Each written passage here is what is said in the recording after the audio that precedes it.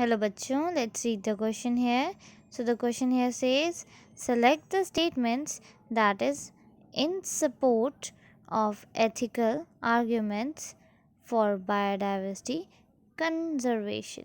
हमें बताना है कि ethical argument जो biodiversity conservation के लिए था उनको उसको कौन सी statement support कर रही है.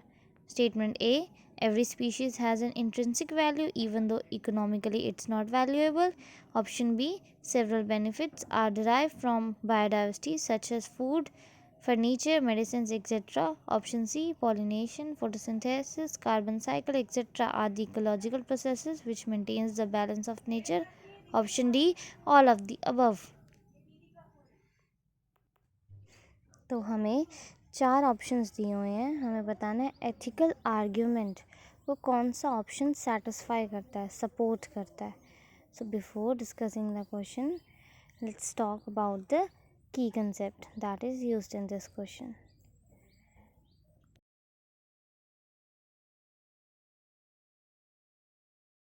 So the key concept that is used in this question is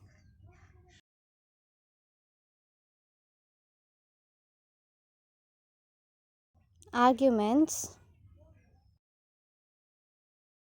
for biodiversity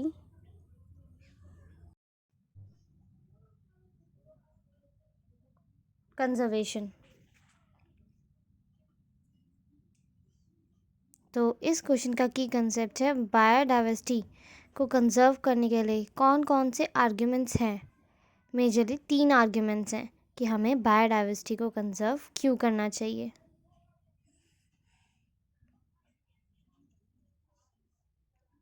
पहला है नैरो यूटिलिटेरियन,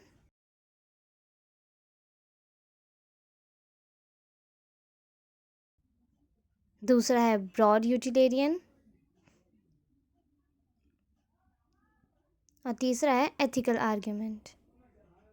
तो अगर हम नैरो यूटिलिटेरियन की बात करें तो वो कहता है कि बायोडाइवर्सिटी हमें डायरेक्ट काउंटलेस इकोनॉमिक बेनिफिट्स देती हैं, जैसे food, industrial products, fibre, medicines etcetera. ये हमें डायरेक्ट बेनिफिट्स मिलते हैं बायोडाइवर्सिटी से. दूसरा कहता है कि ब्रॉड यूटिलिटेरियन कहता है कि large and major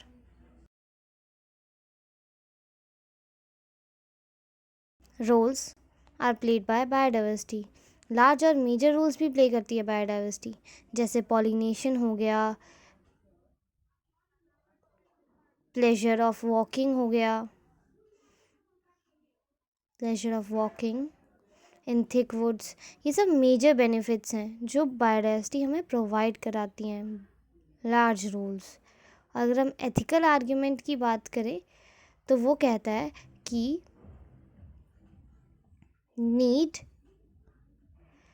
we need to realize that every species has its own intrinsic value. Ethical argument कहता है कि हर एक स्पीशीज़ की अपनी एक पहचान है, फिर चाहे वो इकोनॉमिकली इम्पॉर्टेंट हो ना हो, बेनिफिट दे या ना दे, हर स्पीशीज़ की अपनी एक जगह है जिसे हमें नहीं लेना चाहिए, even if it didn't have it's economic value, even दो इसकी इकोनॉमिक वैल्यू ना हो. तो ये है एथिकल आर्ग्यूमेंट. अगर अब हम क्वेश्चन पे जाएँ तो क्वेश्चन में बोला कि एथिकल आर्ग्यूमेंट कौन सा है. तो पहला स्टेटमेंट है every species has an intrinsic value even though economically it is not valuable. ये एथिकल आर्ग्यूमेंट है. दूसरा अगर हम पढ़ें तो वो है several benefits are derived from biodiversity such as food, furniture, medicine etcetera. ये क्या है? ये है नैरो यूटिलिटेरियन आर्ग्यूमेंट.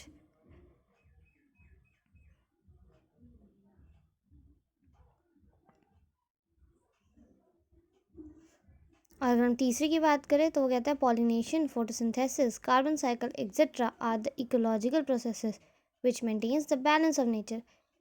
पॉलिनेशन और फोटोसिंथेसिस, कार्बन साइकिल, ये सब ब्रॉड मेजर रोल्स है बायोडाइवर्सिटी के, तो ये ब्रॉड में आता है।